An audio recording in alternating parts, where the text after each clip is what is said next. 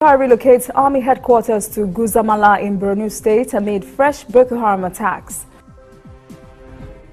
President Buhari emerges unopposed to face APC's affirmation primary next month.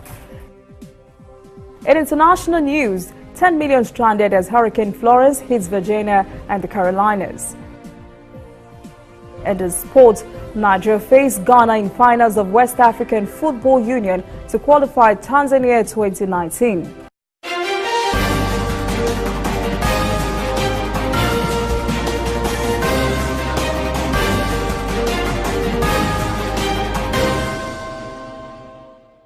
This is ANN News. I am Olajumoke Olatunji. President Buhari submitted his nomination forms yesterday as the only presidential candidate of the All Progressives Congress. Although Head is unopposed, he would still go through the process of primaries before he can be formally announced as the APC presidential candidate for next year's election. This is in line with the Electoral Act of 2010, which mandates that an unopposed candidate would have to face a special convention or Congress of his party to affirm his candidature. The president, along with Oyo State Governor Abiola Ajimobi and Oba of Lagos Riwa Akiolu, has moved to settle the alleged rift between the national leader of the All Progressives Congress, Asiwaju Bola Tinubu, and incumbent Lagos State Governor Akinwumi Ambode. There have been reports that an alleged fallout between the governor and APC national leader could work against Ambode's second-term bid. The tension became heated when two new aspirants under the APC umbrella, former commissioners Zabafemi Hamzat and Jide Sanwo-Olu, emerged to vie for the governorship tickets in the direct primary scheduled for the end of the month. President Buhari and others are making sure that the party's resolve to ensure Ambode's second-term bid is not jeopardized. The Independent National Electoral Commission, INEC, has denied allegations by the PDP that the commission plans to postpone next year's election because of insecurity and likely violence. INEC said this does not reflect the plans of the commission and that at no point did the commission discuss rescheduling of elections as reported by PDP. INEC says it has not only drew attention of security chiefs to Section 26 of the Electoral Act, which gives the Commission the power to postpone an election if there is a reason that a breach of peace is likely to happen. The Federal Executive Council has approved a fresh bill for the establishment of an Electoral Offences Commission. The Attorney General of the Federation attributed the need for the proposed bill to the efforts of the Electoral Reforms Committee, led by former President of the Senate, Ken Nnamani. FEC says the president is committed to strengthening the electoral process in the country, entrenching accountability in the conduct of the elections and political parties' affairs. The bill seeks to solve issues of speedy resolution of pre-election matters and election disputes. It would also impose stiffer penalties on electoral offenders and would enhance INEC's independence. The Commission's independence would also be upheld to ensure it is not subjected to the directives of any authority or control. 3 persons were killed yesterday in Anambra State when hundreds of Irate youths went on a rampage to protest against an alleged police killing of a motorcyclist in the area. Many were arrested in Oyi local government area. The youths alleged that the police patrol team had chased one of their members to death for riding his motorcycle beyond 7 p.m. But the police say the state government had passed a bill some years ago prohibiting motorcyclists from plying the roads in the state from 7 p.m. to 6 a.m. In an attempt to disperse the protesting youths, the police shot and killed 2 more demonstrators. Intervention by the Obi of Akuzu brought some calm to the area. 3 persons are confirmed dead in Abuja after a flash flood in Kuruduma and Kobe communities. Heavy downpour was said to have inundated the communities, bringing pain and suffering to residents living along a water channel in the area. Eyewitnesses say one of the deceased was striving to save his properties when the flood carried him away. Chief of Army Staff Lieutenant General Tiko Buratai has relocated the operational headquarters of the Army headquarters to Gudumbali in Guzamala local government area of Borno State. The Army chief says this became necessary because of the new wave of Boko Haram terrorist attack to retake Nigerian territories. Gudumbali is one of the towns attacked last weekend by terrorists on the sides of Lake Chad. Buratai is in Gudumbali visiting all formations, units and forward operation bases. From the business world, the federal government, Central Bank of Nigeria and other financial institutions in the country say they are working together to tackle the challenges faced by micro, small and medium enterprises to improve the nation's economy and reduce growing poverty. Central Bank Governor Godwin Emefiele says Nigeria's growth would remain unrealistic if challenges affecting the MSMEs are not given top priority. Emefiele says government's bid to improve the economy could become an unkept dream without significant improvements in the MSMEs. The bankers have agreed to collaborate with concerned government agencies and other bodies to strengthen the capacity of MSME operators to improve their competencies and professionalisms. There are indications that Nigeria and other oil exporting nations will continue to generate adequate revenue from oil exports in 2018. The Organization of Petroleum Exporting Countries, OPEC, has put total world oil demand at more than 100 million barrels per day. OPEC says global demand would further rise to more than 100 barrels per day, apparently the highest demand in recent times. Nigeria's organized labor has issued a 14-day ultimatum to the federal government to complete work on a new minimum wage or it will declare an industrial unrest in the country. Nigeria Labour Congress, Trade Union Congress and the United Labour Congress have warned that they would no longer guarantee industrial peace at the expiration of the ultimatum. The unions have accused the federal government of frustrating and delaying the process of arriving at a new minimum wage that has been in the works since 2015. Coming up, news around Africa. And later, Hurricane Florence hits America's East Coast.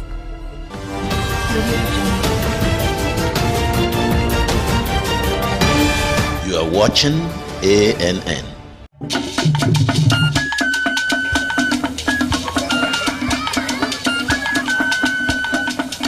Are you sure you want to do this? Adam, go and bring us your husband. Okay, hello baby. We're in this together, okay? Can you hear me? Keep coming forward. Wait, stop. You okay, lean to your right. Keep walking down. Keep walking to the left. Yes. You're almost here. Keep going. You are here. Wow, you did it. I'm just so glad I didn't have to use my cane to do this. And I am so glad no other man got you before me. Let me be your eyes. We will never stop working to give you a network you can rely on so you can enjoy life's special moments. MTN, everywhere you go. I am Lucy Adeyemi. I am Rotimi Akintunde. I am Olajumoke Olatunji. We bring you The news On ANN News. Business.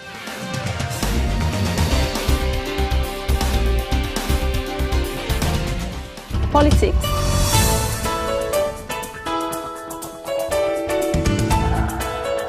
Global News. Watch ANN News. In a truly African spirit. There is a new all-news network on the scene in Nigeria to give news from a purely news perspective and to promote free information flow across Africa. Fresh views, unbiased, bold, with a purely African view. African News Network, ANN, in a truly African spirit. Welcome back. This is ANN News. Now news from across Africa. An update on the cholera outbreak in Zimbabwe. The death toll has risen to 24, and WHO is now reporting the first-line antibiotics don't seem to be as effective in treating the disease.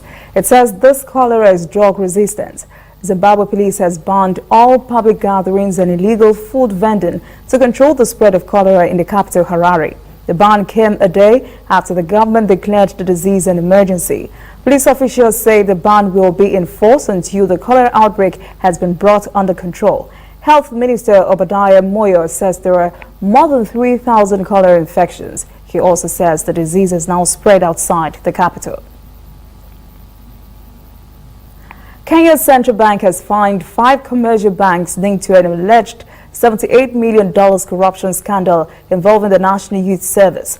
The missing funds were allegedly stolen in a scheme involving senior government officials and ghost suppliers. The banks are accused of being conduits of fraudulent payments to suppliers of the NYS, a government initiative to train young people in life and business skills. It was part of President Uhuru Kenyatta's plan to fix Kenya's high youth unemployment. Meanwhile, President Kenyatta has taken police reforms further by announcing radical changes he says should grant Kenya a new service. The reforms include integration of functions, rebranding, renaming, and scrapping of some positions.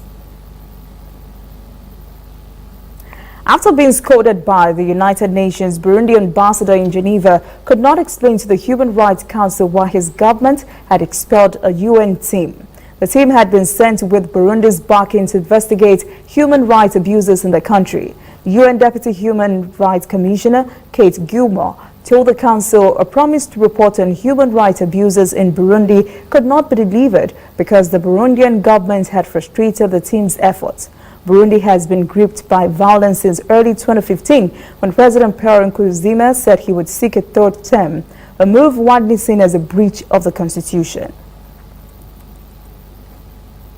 At least 20 persons have been killed in Sudan's war-torn Darfur after a queue collapsed onto their village following heavy rains. A rebel group said on Wednesday several people are still feared buried under the debris after rocks crashed down onto their houses in the mountainous Jabi Mara region of Darfur 6 days ago.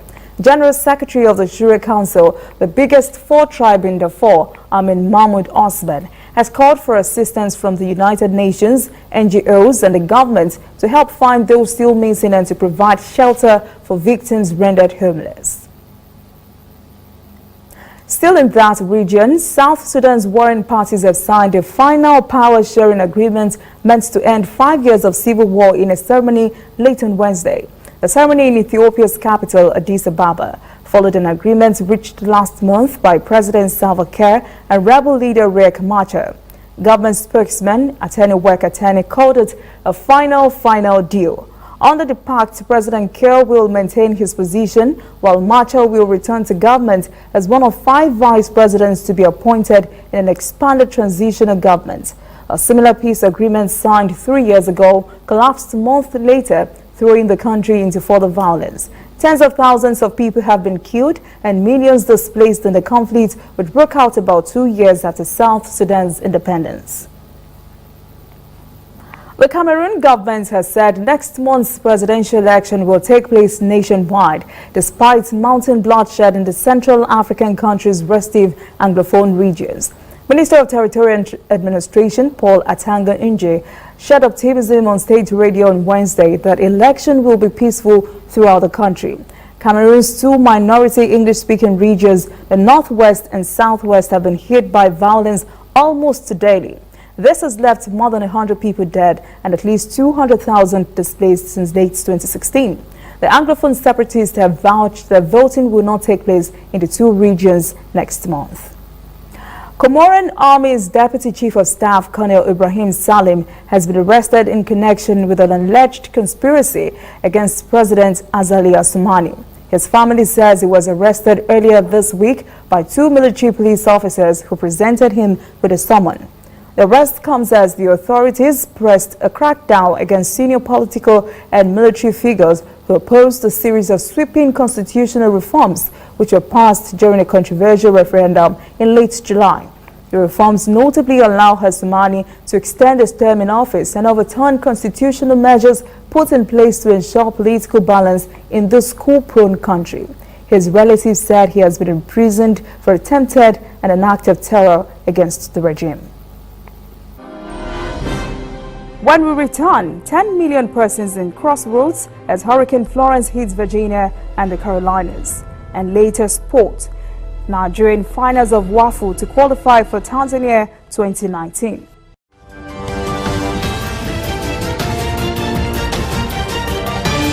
You are watching ANN.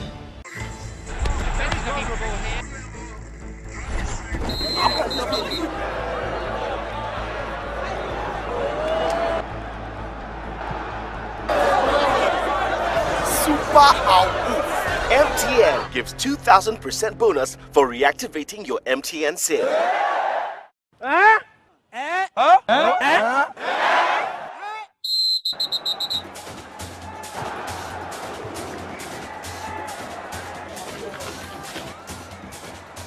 That's right. If you haven't used your MTN SIM for 45 days or more, recharge now and get 2,000% bonus. That's right, 2,000% bonus for your first recharge of every month.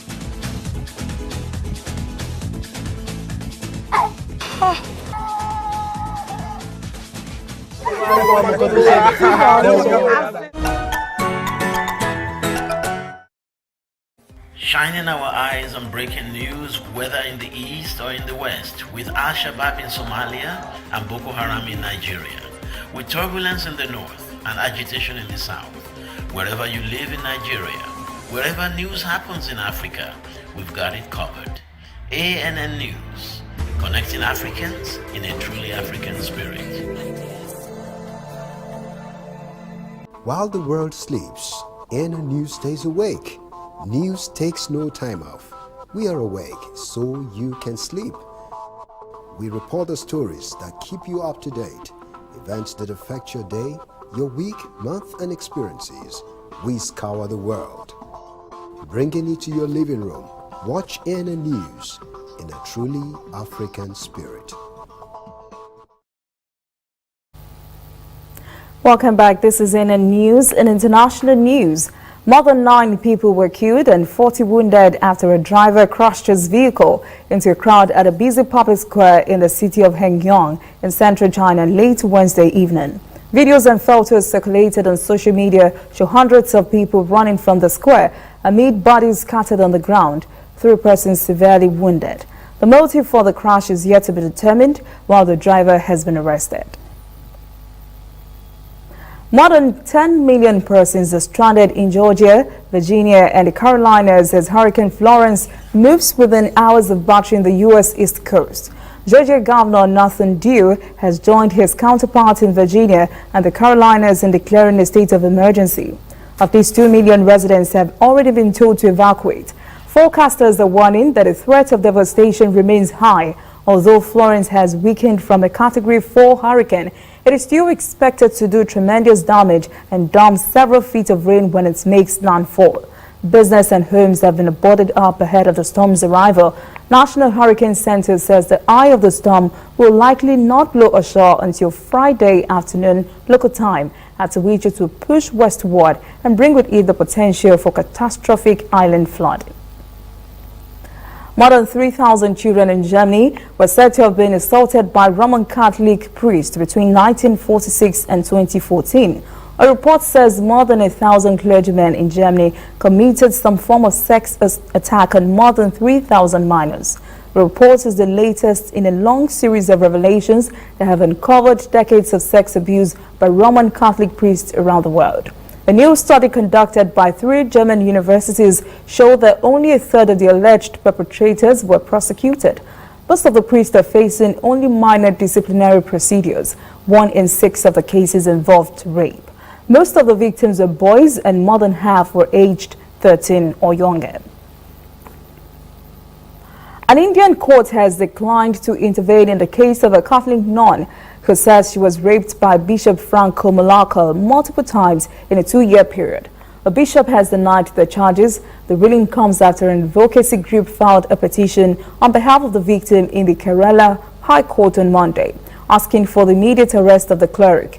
The Kerala Catholic Church Reformation Movement, a part of the Joint Christian Council, and some of the non-sisters have accused police of dragging its feet in the investigation because of pressure from local politicians and church leaders.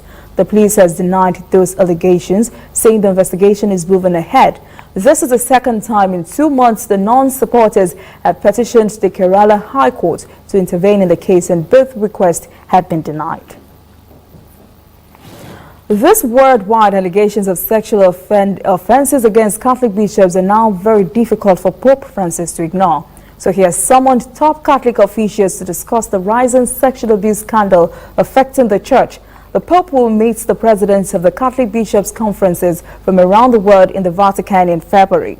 The announcement comes amid growing criticisms of the Pope's role in dealing with historical child abuse within the Catholic Church, and a day before, he is scheduled to meet Cardinal Daniel Donato, president of the U.S. Conference of Catholic Bishops. Donato requested the meeting with the pontiff as the Catholic Church in the U.S. faces clerical sex abuse scandals on several fronts. Up next, sports. Nigerian finals of WAFU eyeing a place in Tanzania 2019. Stay with us.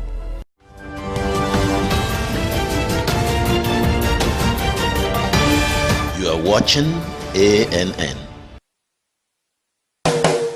If you know fit go internet or follow for Twitter, you know fit snap photo send or get it photo send. Now because you dey use Palasa, your phone no dey answer. See me see wahala. My brother, go get smartphone, yeah. Drop that Palasa phone. Phone wey no go for your hand, yeah. Drop that Palasa phone. Phone wey no fit take selfie. Drop that Palasa phone. No be correct phone, yeah. Drop that Palasa phone. Upgrade to a smartphone today and get double data for 6 months on any MTN data bundle you buy. Simply purchase a smartphone from any store, anywhere in Nigeria, or bring your current smartphone from any network. Insert your MTN SIM card to start enjoying your double data bonus. Offer is open to all new and existing MTN subscribers. Join the largest smartphone movement today. Make it known for your hand, that's Palasa phone.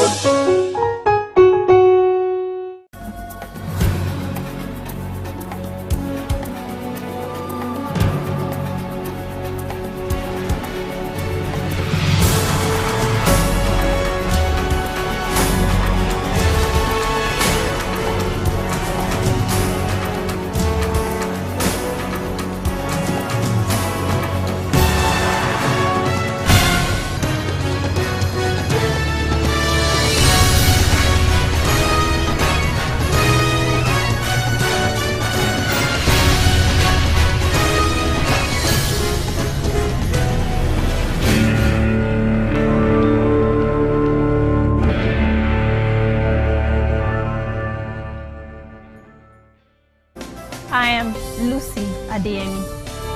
I am Rotimi Akintunde. I am Olajumoke Olatunji. We bring you The news, On ANN News, business,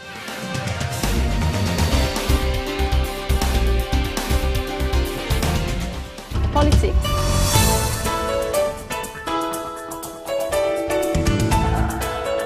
global news. watch ANN News.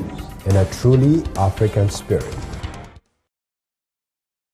There is a new all-news network on the scene in Nigeria to give news from a purely news perspective and to promote free information flow across Africa. Fresh views, unbiased, bold, with a purely African view.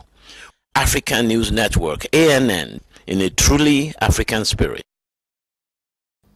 Welcome back. This is ANN News. In sport, Nigeria will face Ghana in the final of the West African Football Union 2019 Under-17 Africa Cup of Nations qualifying tournament following a 2-1 win against host Nigeria in the semi-final clash in Yamey.